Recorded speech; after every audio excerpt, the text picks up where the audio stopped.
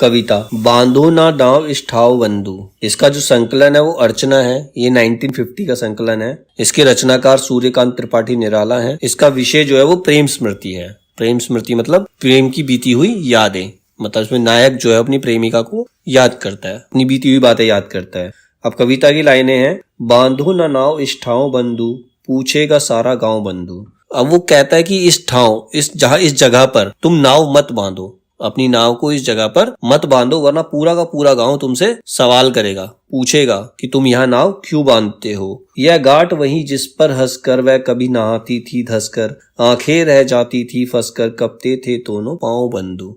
मतलब वो कह रहा है इस ठाव पर, इस जगह पर अपनी नाव मत बांधो। ये वो घाट है जहां पर नायिका जो है, मेरी जो प्रेमिका है, वो यहाँ हंसकर कभी नहाया करती थी, इस पानी में डूबकर। धंसकर मतलब इस पानी में डूबकर कभी नहाया करती थी, और जब वो नहाती थी तो उसे देखकर मेरी आंखें उसी की तरफ अटक जाती थी, उसी के ऊपर अटक जाती थी, कहीं और मेरी आंखें नहीं जाती थी।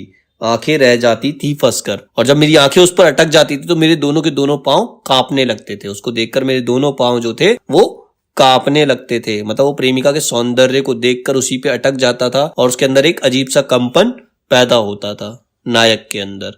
तो वो उससे कह रहा है, नाविक से कह रहा है कि तुम इस ठाव पर, इस जगह पर अपनी नाव को मत बांधो, क्योंकि यहाँ पर उसकी प्रेमिका की यादें बसी हुई हैं। ठीक है।